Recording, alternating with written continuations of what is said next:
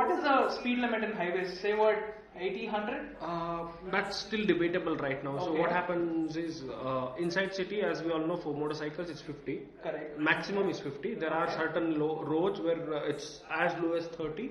Okay, the narrower roads. Right? Yeah, so all of those, and then once we hit the highway, then it gets a little broader. So the thing is, it's irrespective of bike and car, it's like 80. So city limits, if you're exiting it that you're hitting the highway, it's 80.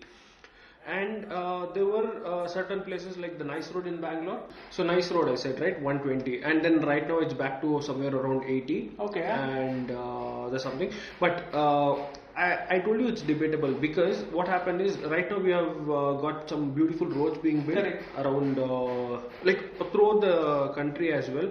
And coming back to our locality, Bangalore, around Bangalore, like we have a beautiful highway coming up, which is Bangalore to Mysore. Mysore. Correct? Yeah. I hope so. They allow motorcyclists in that road.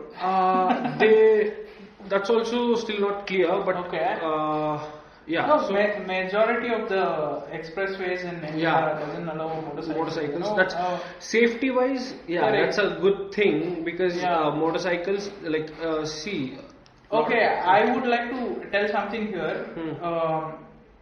People think that owning a good super sport motorcycle, or be it a super bike or a basic quarter liter motorcycle. Let's not call it basic. Again, it's never. It starts from that, right? The entry level. Right? People think that I can do 120, I can do 140 easily, but the speeds which you do in car is different, right? Yes. So Mithun, you drive a lot of cars, right? So what my point is, I like to tell that the speeds which you do on a motorcycle is not consistent. People think that they do 120 consistently, right? But it is not. You can't do higher speeds consistently on a motorcycle, which is very difficult. See, on a car it is easy. Correct. Right. Yeah. When you have such kinds of what you're trying to say is the speeds are same, but the feel or the rush. The amount of at ease which the car can do that 120 is different, right? Yeah. Maybe see, you might get fatigue when you're doing 120. Why they don't allow a motorcycle on road? This is what my the whole point is. Say what you're doing 120 and the car behind you is also doing 120.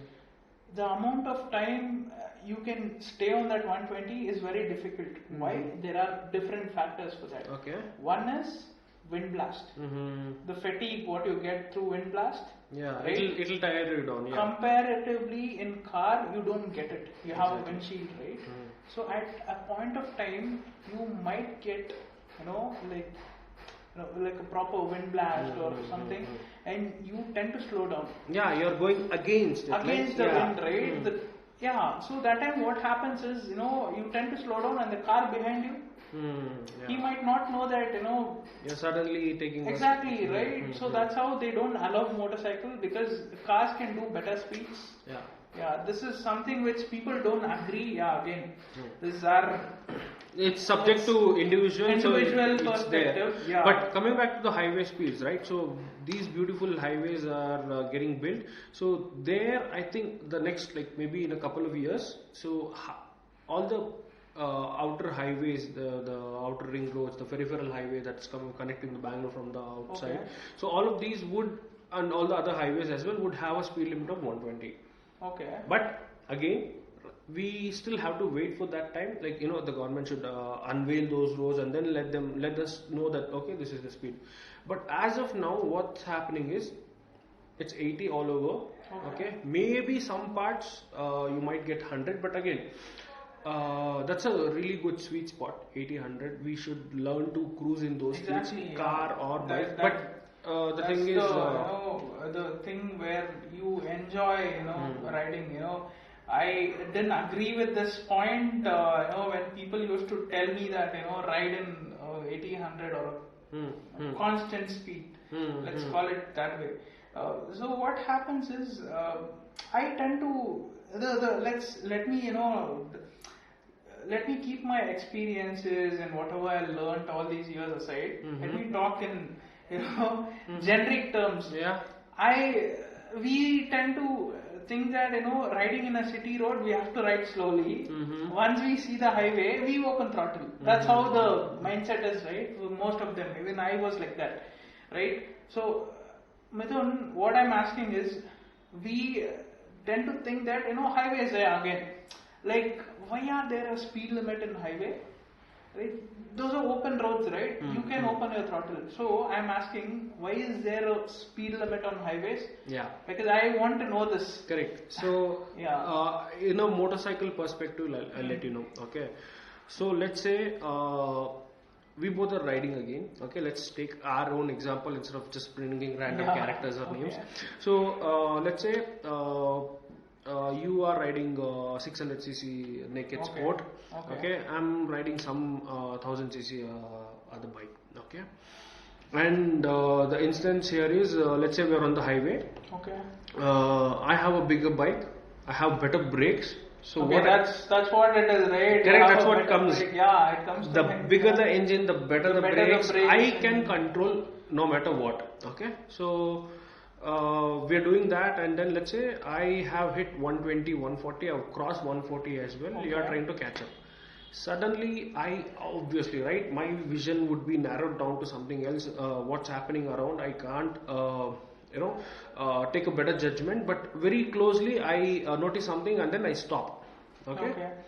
So my brakes are better. I do engine braking. All that shit happens, and then I come to a halt. Okay, you are pinned behind me. You're following me. You're also trying to catch up with me, right? I'm crossing 140, 150. You're doing at least 120, 130, whatever. 130, easily you'll be doing. And you'll be trying to catch up with me. And your reflexes, irrespective of how sharp they are, but the braking also is not that, aligned, correct? So I might stop from 150 to 0 in in a lesser distance. But for you to stop completely stop and then not hit me, that will take a better braking and all those things. So what happens here is, it's again not always me who's around me as well. Correct. Okay. It's all, the road is not only for you, it's for the other users as well, right? Exactly. Let's take it in this way, we have to make it a comfortable and a safe place for everybody who's using the road. Maybe you are on a breakfast ride or something, maybe the other one is commuting. This, whatever you're doing it on your your week off or whatever you call it. You're on a leisure. So the one who's commuting, right, he might, if some mishap happens, right, he might miss his, livelihood or whatever there are incidents. It can be anything, right? You have to, it affects both. Exactly. You can't get back to work, and end of the day, everybody has to do something in life, right? It's not we keep riding on a highway and we doing breakfast rides and everything. We all have different things to do. Everybody has their own. So that's whatever you're told, right? Even I was in that that's what concept, right? I have better control. All these days of riding, I do think that I can slow down immediately, and I do have good brakes and everything. But and it all boils down to, it doesn't matter. Correct. It doesn't matter what you have, right? You have other people who are right. So I think this clears my point, right? So we discussed about gears, helmet, speeds also. Correct. One more thing, Shashi, I'd like to add. See, I wear specs, right? Correct. So we have one, like people who ride or drive while wearing specs have another whole difficulty out there. Okay, while riding or driving in night. Think about highways and high beams. Okay. Mostly in cities as well, but sometimes. I think it's a thing for you, right? Wearing Tell me. I know. That's what. So normally, let's say if we compare, right? So let's say we both are riding on a highway.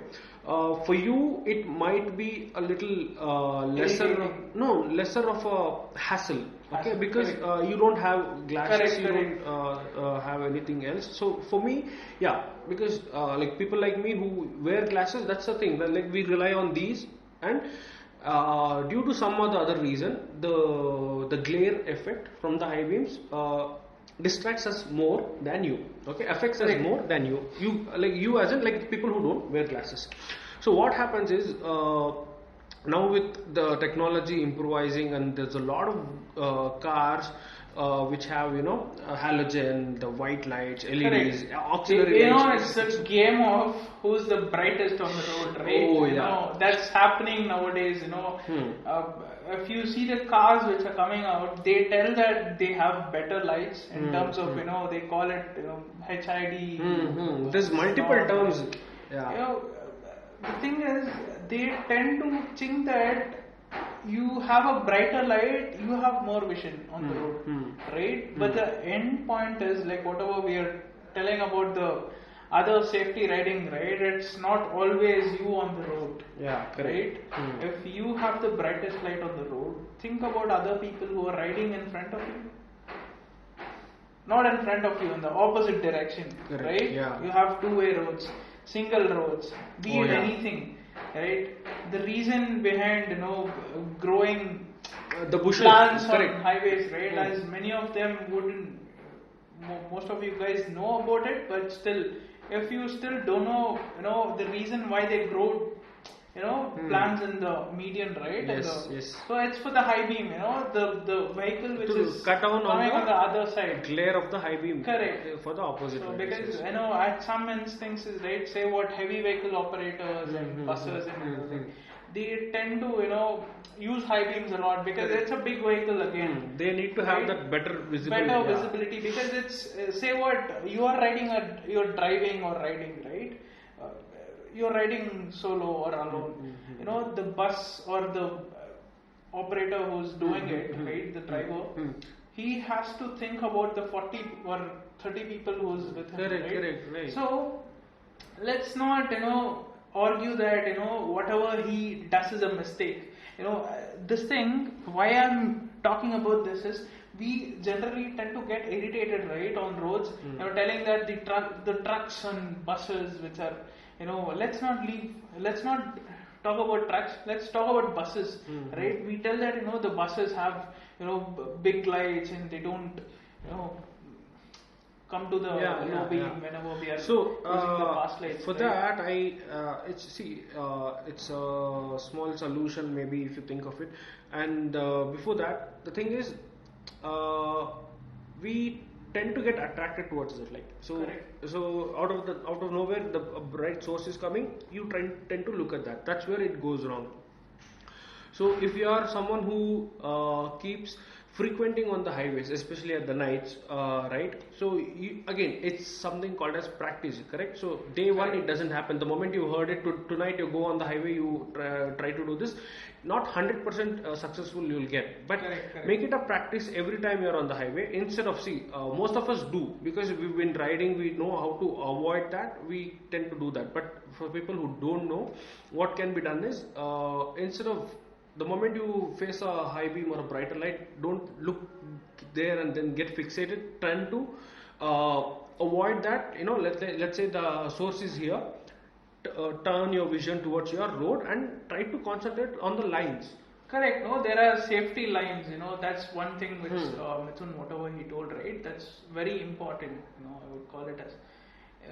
If you don't have better lights, right? Not everybody has good amount of lighting and everything on their vehicle. So if you have a decent amount of lights, right? The power or whatever throw you call it. So as Mithun told, you follow the lane which is on your left hand side. Correct. Right? That's the safety line. So if at all you come across a vehicle which has like a high beam or whatever, it's on full power lights. You can avoid that by making use of that safety marker.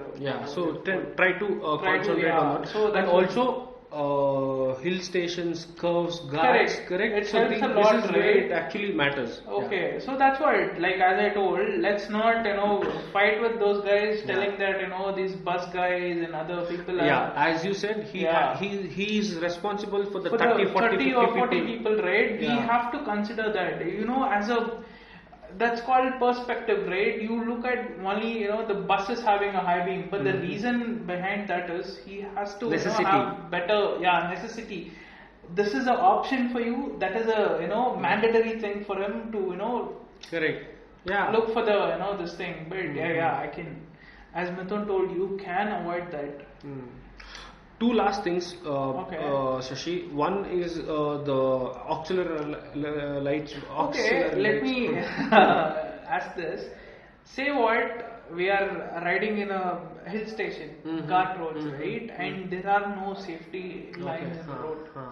Do you have something which, I tend to, not ride most of the times in, during the night time in the guard roads or hill station or whatever you call it. So, do you have something for us, like what to follow if there are no safety markers or lines? Do you have some tip or something? Yeah, so basically, one good thing is almost most of the roads on the ghats have been having that since a few years, at least recent years. But let's say you are somewhere very interior, you got late, you went for a sundown, or you wanted to watch the sunset, but you got late. Now coming back, you don't have any markers, and your light, the bike's light is not so good or something. Or let's say again high beam, correct? So you have a curve coming in, and there's a high beam, you kind of lose the vision. So one thing, try to avoid that, not get distracted and get attached to that source. And next thing is look down towards your motorcycle, slow down your speed, so at least the next few meters, like the nearer to you, you can slowly maneuver that. Yeah, that's the one thing, right? If you slow down, he passes out. You look down on your motorcycle, because looking straight will again put you in trouble, right? Yeah, because you're not doing it in a daylight. Daylight, you're doing a good speed, you watch where you go, that's a good thing. But now you're coming down a hill, going up a hill or something, but you don't need speed here. So you are slow. So now you have to go the next few meters only, not like a kilometer. So now you have your vision have to be down, and the other guy opposite, high beam or low beam, he just passes he moves on, and then you can go ahead as well. Okay, let's tell that if it is like unavoidable, you ride it at you ride at night time. Right? It's better to avoid it. Best thing, if let's say it's still debatable, because let's say it's like you're a very new rider. Okay. So let's say you got the bike maybe a couple of months ago. You just started off riding 1 or 2 years ago. You don't have much of a long ride or that experience on you. So it's better to avoid. Correct. Okay. Let's say you have been someone who's riding at least some 3-5 years, and you've done some good highway runs and then night rides as well. Okay. Then that's what practice. Correct. Your reflexes would get you will get used to it, but again you have to give it some time. So let's say week 1 I got my bike, I'm going right away. That's something to be avoided. Correct. But let's say you've been doing it with a group of friends or someone, and then you practice it. It's dangerously addictive. I call it as riding at night. It's equally enjoyable as well as dangerous. But we, like Mithun told, right? We do have some amount of experience, how to tackle such situations. Like if we don't have, say what you're riding in, a place where you book a resort or something, right? In the hill in the remote or somewhere, remote area or something. So those places might not have the safety markers and the guardrails which are right. In such kind of situation, it's better to stick to riding slowly, and as Mithun told, look down the road as you go, and it's also better to ride with a group, right? Yeah. Starting off, it's not like you're trying to become a hero or something. Correct. So don't risk it. Yeah, don't risk it. Yeah, that's what we can tell. Yeah, again the high beams, right? We can't tell people to not, we cannot avoid it. It's better to, it's not that you can't avoid it. It's like you can't make people stop using high beams, but it's better to, what you do as a person, right, to avoid it. Like you told some tips, right? Try to, not get distracted or anything. Yeah. So that's the whole point, right? You educate people about, like in the beginning we were telling, right? Educate people about the lighting, right? Not much, most of the places where you get a motorcycle, I think this thing has to be mandatory, right? Okay. Using your headlights, because people tell it's just a headlight, but again it's such an important thing when you're riding at night. So people has to be educated about that, what's the situation you use a high beam, how better it works, right? So it has to be done.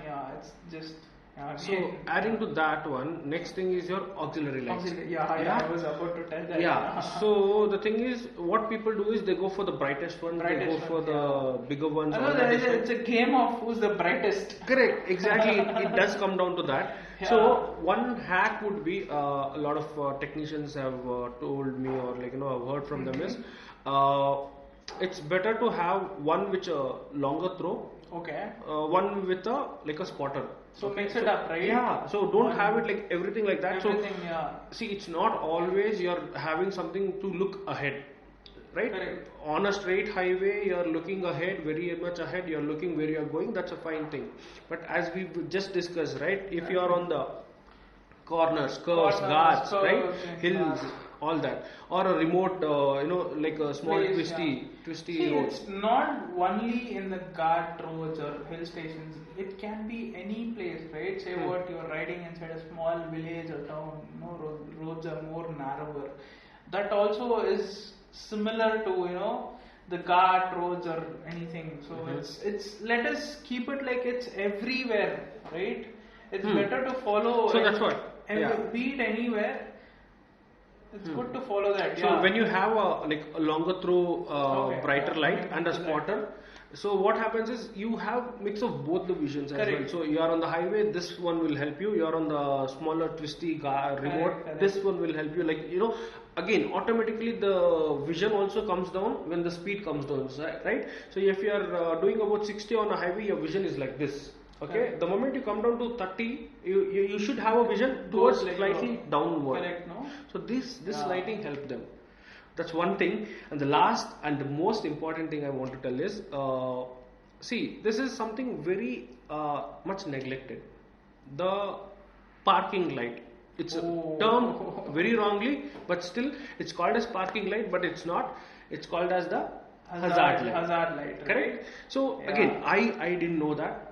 Very beginning of me driving or riding, I didn't know that. I have used that while going on one ways, while parking, like let's say we are stopping somewhere near the Church Street, Malleshwaram, busy roads, right? So we would definitely put that on use, but it has a different purpose. As the name says, it's hazard lights. Hazard is something bad is happening. So let's say I'm going on one way, correct, and I put on the all four indicators, the hazard light, and people who's coming opposite to me don't have a clue if I'm gonna take I'm gonna turn left or right. Correct? See, again, education matters here, right?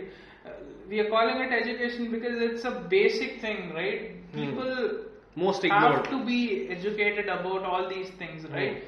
We didn't know what those were, the term hazard light, right? Yeah, people generally don't used to, like, it has to be told, right? If you don't know that, we tend to think our own terms. Correct. I personally used to call it as parking lights. I have done that. I have called that. Like, see, that's how we did. And then at one point of time, somebody would have okay, you know what? This is what it is. This is how it's supposed to be. Exactly. Yeah. And right now, there's I don't know if it's passed already. There is a new rule which says if you are riding or driving with the hazard lights on, you will be, you're supposed to pay fine.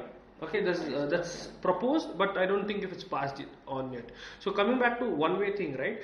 So let's say you have all four indicators on the hazards. Instead, you have let's say you want to go ahead and take a right or a left. Yeah. So whichever direction you want to go, have the indicator on that particular way. Let's say you want to take a left, put it on left, okay, and you pass. Let's say you want to park it somewhere. Okay, you most of the time, like 100% of the time, almost it's on the left hand side. So put on the left indicator. Almost when you're ready, put on to the right indicator and move on. That's one thing. Okay, so that's how it's supposed to be. Let's say you have a flat tire. Let's say you have a breakdown in the middle of highway, city, wherever it is. That's when actually it's supposed to be put in use. Correct. Okay. That's irrespective of both bikes and cars. Now almost all the bikes also have that hazard lights. This is the it's pretty funny actually. In India, because we stay in India, right? Okay, continue. So, people generally think that having fancy lights, right, the auxiliary lights, what we call, people call it as fancy lights. Yeah, right? they term it like they that. Okay. tend to think that the more number of lights you have on your motorcycle, you will be unique. If it is like similar color or something, it's fine, right? White or warm or whatever. People tend to use different colors on that. Yeah. Red, green. There's something blue, tinted. This has been increasing, right? The moment you get a motorcycle nowadays, you go for auxiliary lights. Guys, this is one thing which I would like to tell. Before you need anything, right? You have to practice motorcycling first. With the necessary resources you have. The necessities, whatever, right? Before you need something, you have to, you get used to your motorcycle first. If at all, that is needed, it is a necessity, go for it. Don't do it because, everybody does it. For the sake of putting an auxiliary light on a ADV or something. Yeah. It's almost been 10 years. Yeah. And what's the number of auxiliary lights on your bike? Nothing. Right? Even me. See, I have done some crazy night rides. I have done some exploring or getting lost in somewhere. All that thing. I might have felt okay. A little bit extra would have helped, but I definitely needed it. No, there was nothing of that. It is again a choice, right? Anything is a choice. Again, if you are not confident riding in the night, don't do it. Right? If you're confident doing it, again, it all comes to the necessity, right? If you're not confident, right, your bike doesn't have decent amount of lighting or anything, go for it. Don't do it just because it has to be done, right? Yeah. Don't go with the crowd mentality. Like everybody is doing it, let me also do it. Yeah, it's not that you look the coolest on road when you have all these. That's the other way around. Yeah, you have a motorcycle. It's not a serial jet or right? It's not a. You see these private operators running buses, right? They have these color lights. Yes. It looks cool, right, from outside, but end of the day, not for a motorcycle. Not for a motorcycle, right?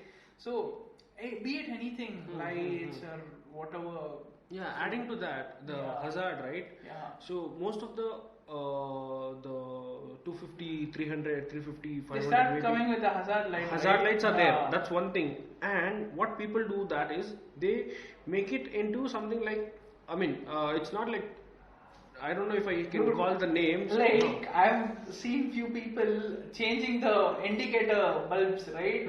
So that their bike stands out in the crowd again. Who's the brightest in the room? No, that's one thing, okay. If you're into customizing aesthetically, you do it, it's up to you. But you know what they do? It flashes. All four indicators, in a synchronization, 1, 2, 3, 4, it flashes, it keeps flashing, and broad daylight, they keep zooming around the city. Not even on the highway, like anywhere. See, that's not how you're supposed to do it. That's not the purpose. And see, our classic bikes, right? They don't come with hazard or anything. And back in the day, nothing was like there. There was something, nothing was such that. But people convert it, get it converted, like do a small extra. I myself have put a four-way indicator, right? The parking light or what.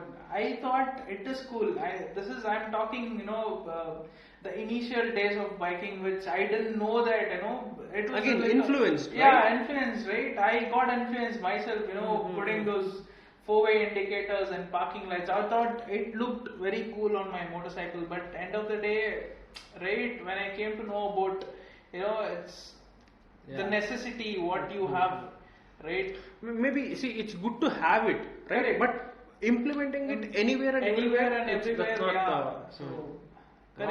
So that's the thing. Beat any modifications, right? Only if you need it and it is functional. Let me highlight this point: functional. Correct. That's right. Just down. Don't add on accessories to your motorcycle. I've been seeing a few motorcycles. Let me not name it.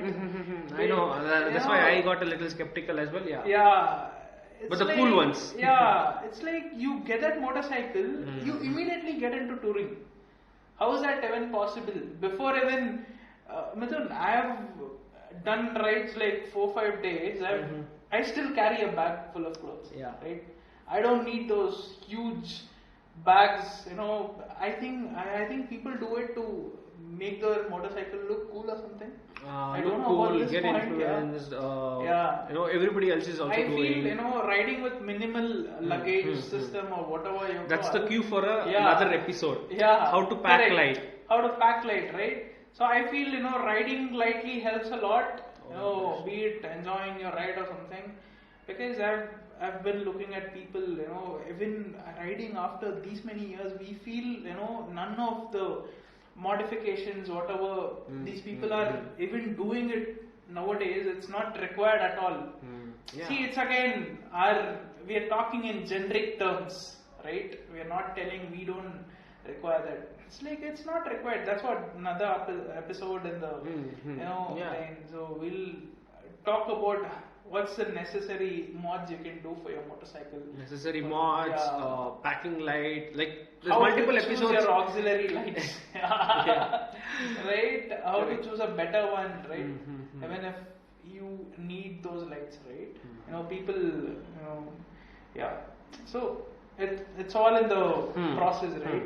We will be discussing more into it. Also, and anything else, Mithun? Would you like to tell something else?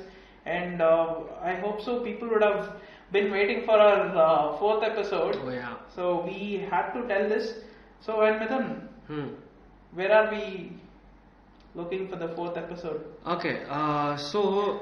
Let me put it this way. This episode we've covered as much as possible. We've had a good time talking, exploring, exchanging, information as well. Correct. So a lot of good things happened. And back to the 4th episode, by the time you guys are watching this, the 4th episode will be live, but it will be live on audio platforms only. Correct. The term podcast. Yeah. Going back to that. So one thing. We had a very good episode, the 4th one. Due to some technical glitch, again, see, that's the thing, right? Like it's part of the game. It's it's part of the package. So we did come across such mishap, and we had to let go of the video part, and we couldn't have the video part, and then but still we didn't want to miss out on that podcast because the content is so good. It's about a different person. So that's the new segment. We have people on the saddle. We had a guest. We had him talk about his stories, journeys, and everything. So right now I have put up all the links here as well. It's on Anchor.fm. It's on Spotify and all the other places we are trying to get there. So if you haven't been, get access to that, I'll definitely have post the link in the description as well. Do check it out. And then maybe before this, after this, however we are comfortable. So that's one thing. And about this episode, I think we've had a good talk. Fair bit of experiences shared. Yeah. So I think, guys, again, we have tried to put it in simple terms again. We didn't get too technical about it. Basics going on. Like we will evolve, right? We could talk about the with the watch and everything, the bulbs which has. So let's not get too, technical in the beginning right? So we take it slow, take it small. It's just we are conveying our, stories in a way which is, which can be easily understood by you guys, right? And yeah, that's it. Right? We do have so many other experiences coming to high beams and safety riding, and we do come across so many funny things instances going on. Yeah, it will all be part of the the saga. So we would like to promote safety riding.